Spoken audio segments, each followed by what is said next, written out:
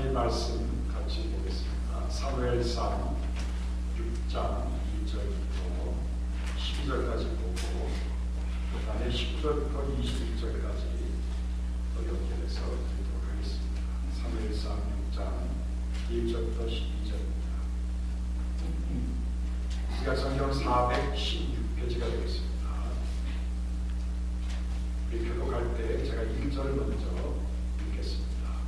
여호와께가 블레셋 사람의 지방이 있은 지 7달이나 블레셋 사람이 이스라엘과 술자리를 걸었었는데 우리가 여호와의 배를 어떻게 하고 무슨 어떻게 본적으로 서로에게 가르치지.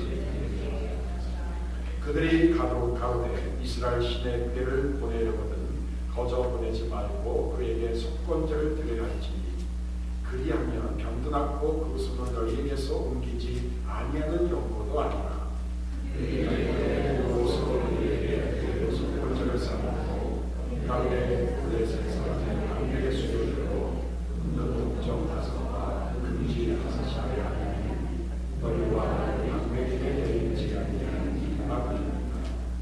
그러므로 너희는 너희 독점의 형상과 땅을 해롭게 하는 죄의 형상을 만들어 이스라엘 신께 영광을 돌리라. 그가 꼭 그 손을 너희와 너희 신들과 너희 땅에서 경하게 하실까 하노라. 내 문화가 그 마음을 강팍하게 하지 여자의 마음을 강팍하게 하느냐. 내가 그 중에서 기약이 하였더니 그들이 승하지 아니하고 백성이 떠나지 아니하느냐.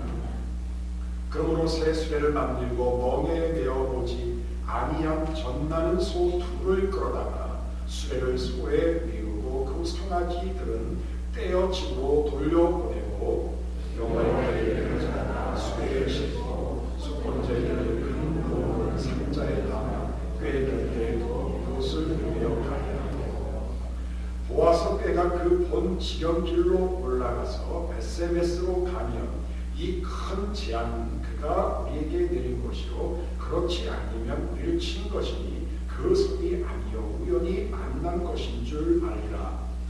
그 사람이 일어나지 않고 전나는 소 둘을 끌어다가 수레를 메우고 송아지는 집에 가고 여호와의 궤와 및 금지와 그들의 독종의 형상을 담은 상자를 수레에 실으니 남자가 베세메스로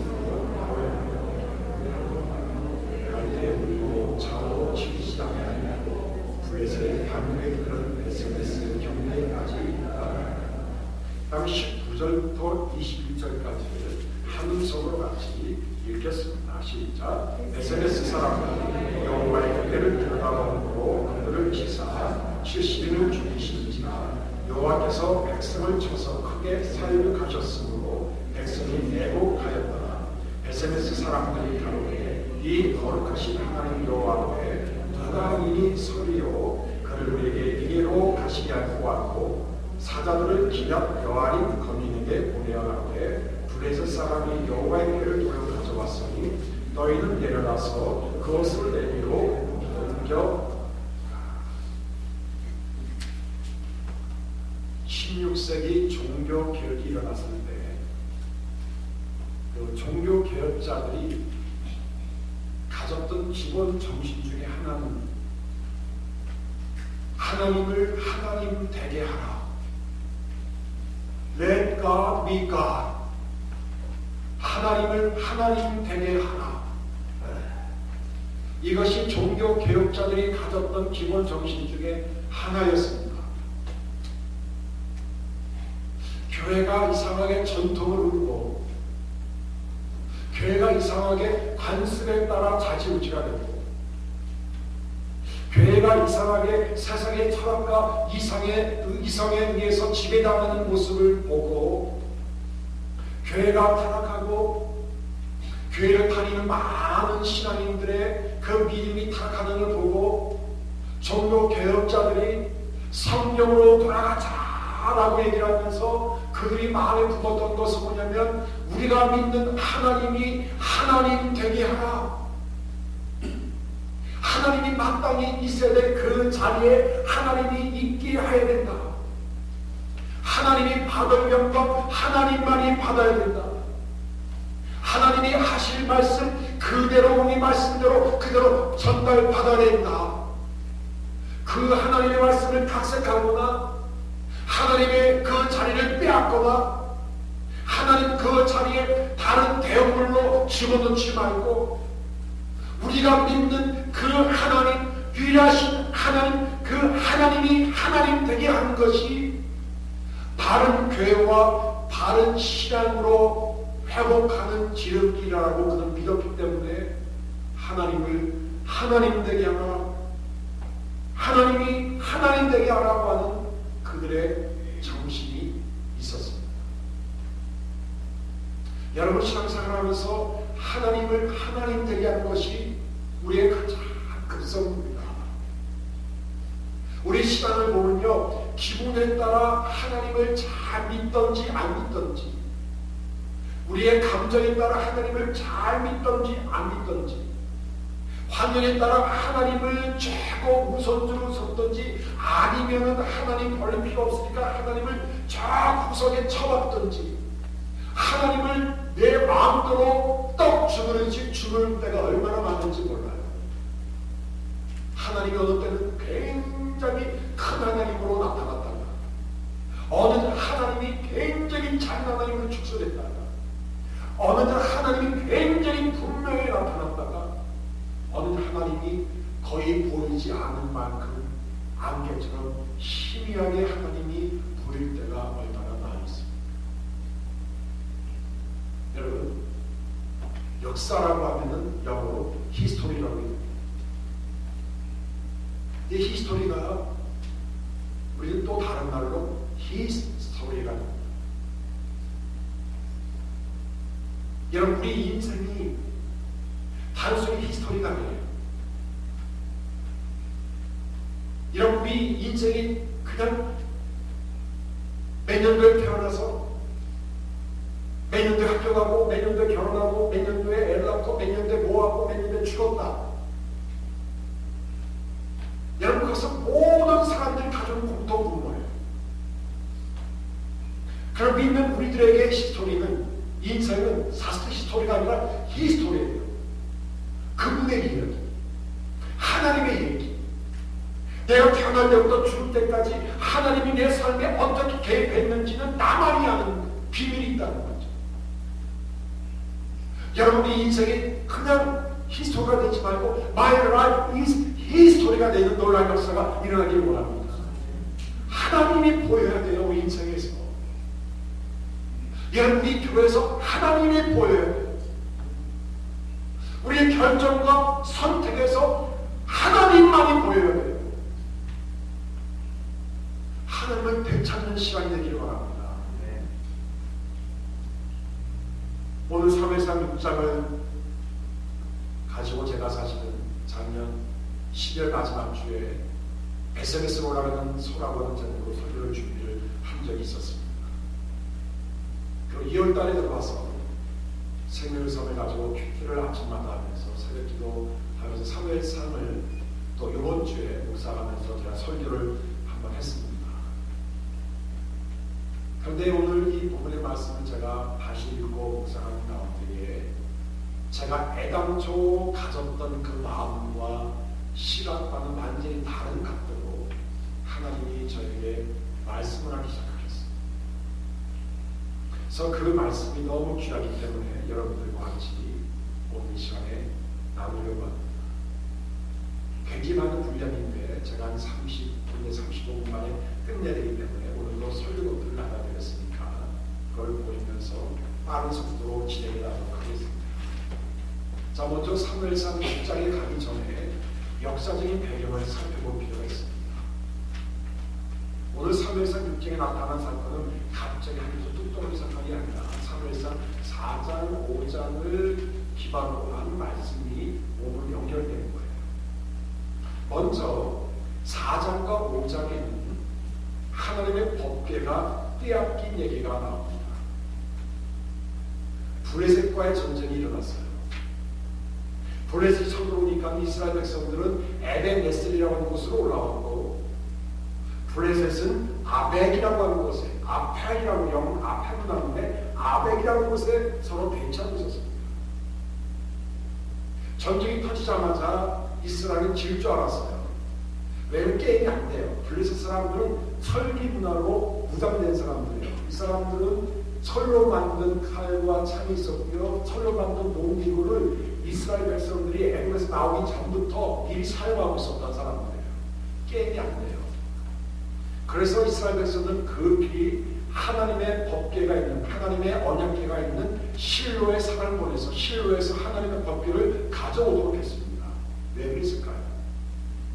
하나님의 법궤가 있으면 이길 줄 알았어요. 그런데 1차 전투가 일어났을 때 4,000명이 죽습니다. 2차 전쟁이 일어났는데 하나님의 법궤가 있는데도 불구하고 4만 명이 죽습니다. 1차, 2차 여기서 4만 4천 명이 며칠 안에 다 죽어버려요.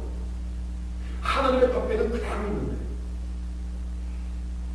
거기다가 엘리 제사장도 죽고 엘리 제사장의 두 아들 홈리와 비나서도 전쟁터에서 전사합니다.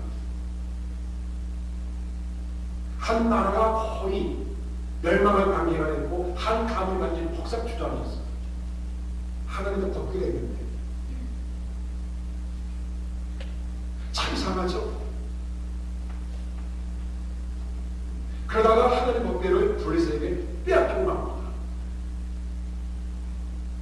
자, 나라로 말아도 문제가 생기고 한 가문이 무너지고 더 큰 것은 뭐냐면 이스라엘의 큰 영적 권위고 상징이었던 하나님의 법궤를 빼앗기고 말아요. 자, 그런데 법궤가 블레셋 사람들이 섬기는 다곤이라고 하는 신전에 하나님의 법궤가 안치가 됩니다. 무려 7개월 동안 거기 있게 돼요. 그런데 그때 문제가 생깁니다. 아침에 일어나 보니까 다곤 신전에 있었던 다곤 신상이 엎어져가고는 얼굴이 땀이 처박혀 있는 상태. 또 그 다음날 일어나 보니까는 다곤 신상이 몸과 발이 다 부러져 있는 상태예요. 몸뚱아리가 있고. 블레셋 사람들이 얼마나 놀랬겠어요. 동시에 어떤 일이 일어나냐면 독점이라고 하는 전염병이 막 돌아서 7개월 동안 블레셋 사람들의 수많은 사람들이 죽기 시작합니다. 하나님의 법궤가 다곤 신전에 같이 들어오면 그들이 믿는 다곤도 우리를 보여주고 이스라엘 백성들은 도와줬던 하나님도 도와줄 줄 알았는데 다곤 신전이 완전 파괴가 되고 하나님의 법궤 때문에 사람이 죽어가고 하는 일이 벌어지니까 블레셋 사람들이 당황하기 시작합니다. 그래서 블레셋 사람들이 결단을 내립니다. 그 결단한 내용이 오늘 읽었던 사무엘상 6장 1절부터 6절의 내용이 나와요. 어떤 결정을 내립니까? 블레셋의 지단과 목술가들을 불러모아서 이거 어떻게 하면 좋겠습니까? 운영한 건데 이건 분명히 하나님이 이런 제안을 해줬던지 아니면 우연의 일치로 이런 일이 일어났던 둘 중에 하나다. 우리가 어떤 큰 일이 터지면 분명히 이런 얘기가 있죠. 하나님이 하시지 않았을까? 하나님 아니야. 우연의 일치지. 하나님이 하셨어. 우연의 일치로 돌리든지 하나님의 일로 돌리든 둘 중에 하나인데 블레셋도 똑같았어요. 우연의 일치일 수 있고 하나님이 내린 제안일 수도 있는데 이걸 알아맞히기 위해서 SMS로 하나님 법궤를 돌려보내자라고 그들이 결단을 냅니다. 그런데 SMS로 하나님의 법궤를 돌려보내는데 그들이 하나의 실험을 하는 내용이 오늘 말씀 7절부터 12절까지 나와요. 그 내용을 제가 요약해 드립니다. 하나님의 법궤를 SMS로 옮겨요. SMS로 옮기는 이유는 뭐냐면 하나님의 법궤가 있었던 에글론에서 가장 가까운 지경이 베세메스예요. 그리고 베세메스는 어떤 곳이냐면은 제사장들에게 허락된 분배된 성읍이 13성읍이 있었는데 13업 성읍 중에 가장 큰 성읍이 베세메스예요. 베세메스라는 뜻은 태양의 집입니다. 거기는 제사장들이 가장 많이 살던 곳이었어요. 그리고 가장 가까운 거리였고 20km만 가면 돼요. 그래서 베세메스로 올라가는 그것이 법궤를 옮기기 위해서 하나님의 법궤와 그리고 금으로 만든 쥐 5마리와 그리고 몸에 난 종기의 모양을 가진 금종기, 금독점 5개를 만들어서 하늘 법궤와 함께 새 술에 싣고 암소 2마리를 차출해서 아직 젖도 떼지 않는 송아지 새끼가 있는 암소 젖소 2마리를 데려가서 그 멍에를 한 번도 매지 못한 젖소를 데려가서 하나님의 법궤와 그리고 금독점과 그리고 금지 5마리를, 왜 5마리냐면 블레셋 사람들은 5개의 성읍도시를 쳤어요. 그래서 성읍도시 5명을 상징하기 위해서 5마리의 금지와 5개의 금독점을 종기 모양을 만들어서 하는 법궤와 함께 실어 보내기로 실험을 합니다. 자, 이 실험에 관해서 미국의 트리니티 대학의 조이스 볼드윈이라고 하는 교수님이 이런 얘기를 했습니다. 그의 주석에서 이런 얘기를 해요. 한 번도 멍에를 메어보지 못한 전신하는 암소둑을 선택한 것은 그들에게 내린 큰 재앙이 여호와께서 올 것인지 아닌지를 실험하기 위한 충분하고도 확실하고도 위험한 실험 장치였다라고 해요. 자, 이 얘기를 왜 이런 얘기를 했을까요? 3가지 나눠서 말씀드릴게요. 먼저 암소입니다. 여러분, 짐을 나르기 위해서는 암소를 써요? 수소를 씁니까?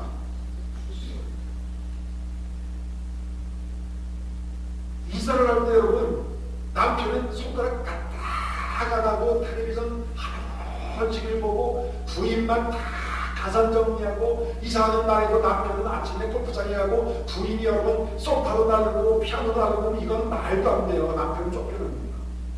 이건 말도 안 되는 얘기예요. 그런데 여러분, 암소 2마리, 숫소가 아니라 암소예요. 그 다음에 2번째로 젖이라는 암소예요.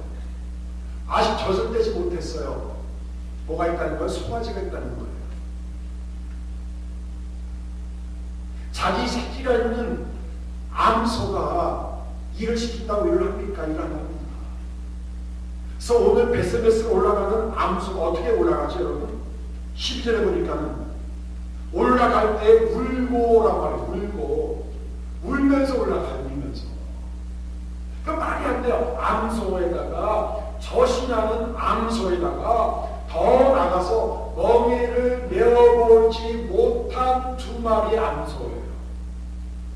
이런 멍에를 메어보지 못했다는 것은 평상시 일을 안 했던 소예요. 멍에를 메우면 얼마나 무겁겠습니까? 행동부지가 재앙이 돼요. 그리고 2마리의 소가 어떤 방향을 향해서 똑같은 보폭으로 속도로 쭉 나간다는 것은 불가능한 일이에요. 한 마리도 베스베스라고는 누가 끌어주는 것도 아닌데 자동으로 베스베스는 건 불가능한 거고 2마리가 멍에를 내줘 2마리가 같이 갔다는 것은 이거는 가능성이 제로예요. 그래서 브리스 사람들이 일부러 암소 2마리 새술에 멍에를 내지 못한 젖이 나는 암소 2마리를 통해서 하나님의 법궤와 그리고 금 5개의 쥐와 그 다음에 금 5개의 종기를 실어서 같이 보는, 다시 말하면 하나님의 거룩한 법궤와 그들이 만든 인간적인 더러운 금지, 금독점과 같이 싣고 올라가는 장면이 오늘 여기에 나와요. 자, 실험 결과 어떻게 됐습니까? 암소 2마리가 어디로 가죠? 베스베스로 가요. 이건 기가 막힌 일입니다. 마치 여러분, 얼마 되지 않은 2 애를 교회에서 내가 손 꼭 잡고서 저기 목사님 집에 가서 김치 한 병 나눠드리고 와라. 그리고 이 호창이하고 하연이를 손잡고서 김치 한 병 주고서 목사님 제일 저기에 2022 노스 네바다 스트리트 넘버 223 사는데 거기 갔다 와라. 갔다 올 수 있을 것 같아요, 이 교주선이. 돈을 한 1,000불 줬어. 네? 그래도 못 갔다 올 것 같아요? 어림도 없어요. 만약 이경 집사님이 손잡고 가면 가능성이 좀 있어요. 그런데 애들이 가다가 아빠 무거워, 아빠가 들어. 그 가다 보면 이 스토어가 있거든. 아빠 아이스크림 하나 먹는 거죠. 아빠 힘든데 매일 가면 안 돼. 이렇게 될 수 있어요. 그런데 베스베스는요, 베스베스 올라간 암소를 울면서 좌우로 치우치지 않고, 좌우로 치우치하는 말은 히브리적 문화의 문학적인 표현 양식인데 온전히 fully 온전히. 여러분 암소 두 마리가 올라가면 어떻게 한다는 거예요? 뒤돌아봤을까 안 돌아봤을까요? 안 돌아봐요. 다만 울면서 가요. 울면서 그냥 베스베스로 누가 끄는 것도 아닌데 지들이 알아서 가요. 그러고 나서 이제 그 법궤가 이스라엘로 들어와요. 어디로 들어옵니까? 19절에는 베스메스로 들어옵니다. 들어오는 사람들이 너무 좋아하고 난리를 쳐요. 너무 좋아한 나머지 하나님 법궤를 들여다봐요. 들여다보고 들여다본 사람이 다 죽어요. 민수기 4장 15절부터 20절에 보면 하나님의 법궤는 레위 지파 중에 고아 자손이 어깨에 매도록 되어 있고 손에 만지면 안 되고 들여다보면 안 되도록 되어 있어요. 이스라엘 백성들은 그걸 무시하고 그냥 들여다봤어요. 궁금했겠죠. 야, 가면 쉽게 여기 들어있을까 말까? 이 멀쩡하 말까?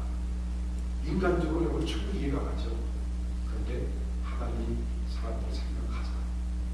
이 사람은 너무 깜짝 놀란 나머지 기랍 여인이 조그만 속도시에 있는 기랍 여인이 사람을 보내서 야, 하는 것 됐구나. 하나님을 내 팔리킨 일들을 하는 것이 오늘의 일이에요. 자, 그렇다면 오늘 주는 중요한 교훈이 뭔가? 두 가지를 쫓아옵니다. 첫 번째는 하나님을 믿는다고 생각하는 그들 향한 하나님의 교훈이 있습니다. 자, 어떤 교훈입니까? 여러분 사무엘상 4장에 보면 이스라엘 백성들이 그리스도와의 싸움에서 하나님의 법궤를 가져왔는데 졌어요, 이겼어요? 졌어요. 처참하게 졌어요. 여러분 우리 생각에 하나님의 법궤가 있으면 이겨야 되잖아요. 어때요? 그렇죠? 이겨야 되죠. 이겨야 되지 않아요, 여러분? 상식적으로 말하면. 그렇죠? 좋아요.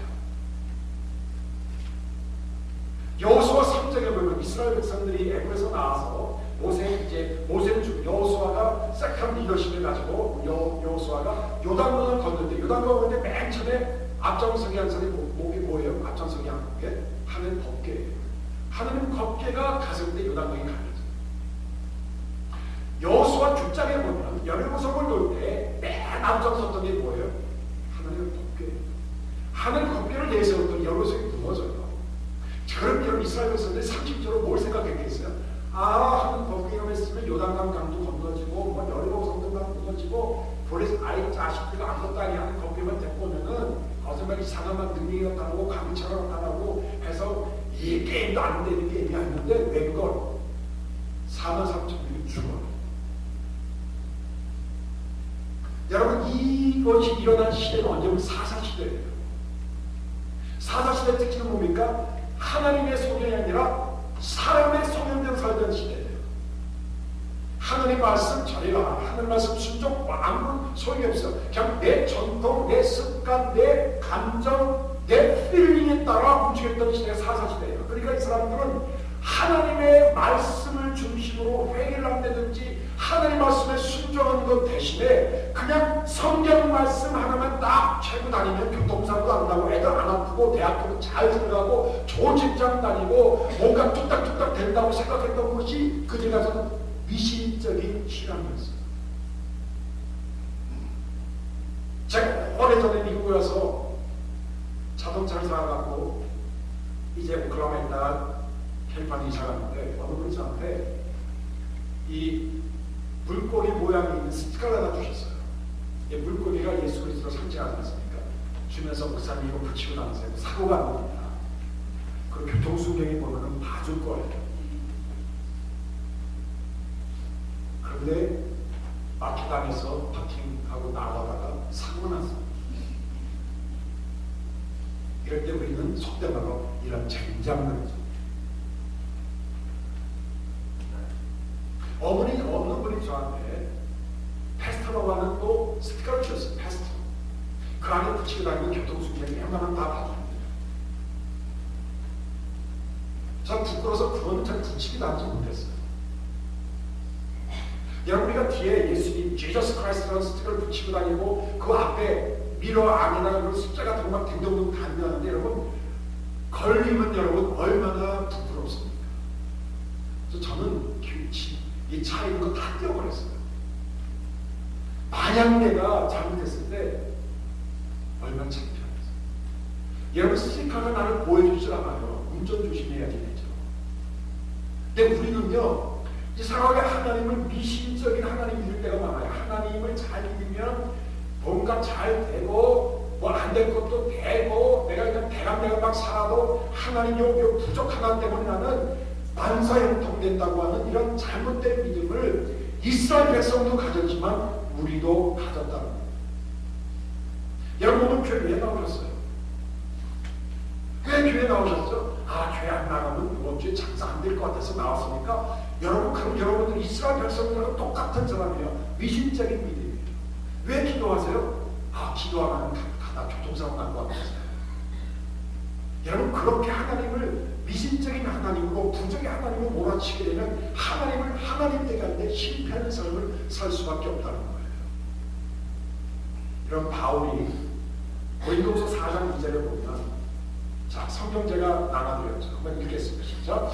이에 숨은 부끄러운 입을 버리고 게으 가운데 행하지 않으며 하나님 말씀을 혼잡하게 하지 않으며. 하나님 말씀 어떻게 하지 않는다고요? 혼잡하게 하지 않는다. 이 말씀을요, 제가 읽다가 조사해 보니까는 헬라 동사만을 썼는데 이 동사의 말은 뜻은 뭐냐면 믿기로 삼지 않는다. 하나님 말씀을 뭐로 삼지 않는다고요? 믿기로 삼지 않는다. 이런 낚시를 할 때 믿기가 필요하죠. 구더기 같은 거를 집어넣죠. 물고기를 딱 잡은 다음에 구더기는 아무 소용도 없어요. 구더기는 그냥 낚시할 때만 필요한 거예요. 믿기로.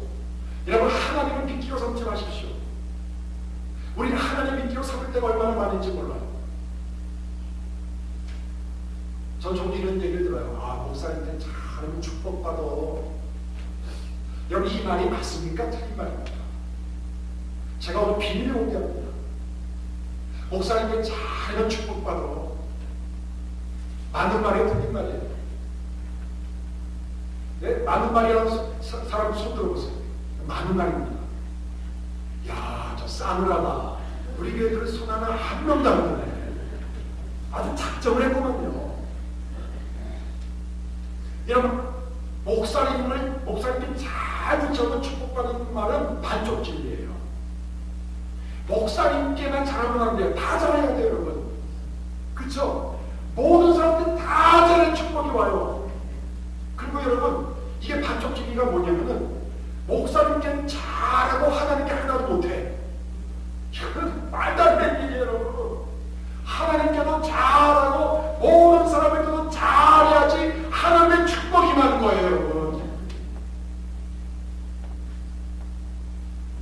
11절을 왜 하십니까? 믿기로 할 때가 많아요. 10대는 하나님이 말씀을 채워주시는 거예요. 안 채워주던 이렇게 11절대로 10대를 채워주던가요? 전 목회하면 11절을 한 번도 걸어본 적이 없는데 10대를 채워준 적이 한 번도 없어요, 여러분. 비전대로 맞는데요. 11조, 기도, 예배, 주일날 교회 출석, 성경 읽는 것, 이것이 부적이거나 미기가 되는 아닌데요. 월드비전의 미국 회장인 리처드 스턴스라고 하는 분이 책을 하나 썼는데 구멍난 복음, The Hole in the Our Gospel. 그의 친구 중에 짐 윌리스라는 친구가 있는데 신학교를 다니는 친구예요. 이 친구가 한 번은 성경 읽다가 성경 가운데에 자기가 지키기 어려운 성경의 밑줄을 걷대요. 회개, 순종, 사랑, 참음, 온유, 이런 거 굉장히 많더래요. 그래서 그 다음에는 또 읽으면서 가해로 오렸대요. 가해로 밭을 오리고 오리기 어려운 밥들은 칼로 오렸는데요. 한번 다 교독했더니 성경이 구멍이 뻥뻥 뚫려있대요. 너덜너덜한 쓰레기처럼 되더라고요. 다시 말하면 하나님의 말씀에 순종하고 인내하고 내가 지키기 어려운 것들을, 내 본능의 어려운 것들을 지키는 것이 얼마나 어렵다는 것을 생각합니다. 근데 그걸 지켜야지 하나님을 하나님 되게 합니다. 내가 하기 쉬운 것만 하는 것은 하나님을 하나님 되게 하지 않는 거예요. 내가 참을 수가 없어. 이건 용서가 안 돼. 이건 용납이 안 돼. 어쩜 왜 이럴 수 있을까 하는데 그걸 뛰어넘고 참을 때에 드디어 하나님은 나에게 이렇게 말씀하신 거예요. 잘했다 사랑한 내 종아, 너는 나를 하나님을 하나님 되게 만들었구나. 이런 평가를 내리신다는 거예요. 아멘. 마지막 두 번째, 이제 블레셋 사람들 향한 하나님의 교훈이 있어요. 자, 블레셋 사람들이 만든 실험 장치는 굉장히 위험하고 불가능한 실험 장치를 만들어 놓은 것을 여러분이 설명을 했어요. 특별히 여러분, 블레셋 에글론에 있었던 암소가 먹이를 싣고 20km가 떨어진 SNS로 간다고 하는 것은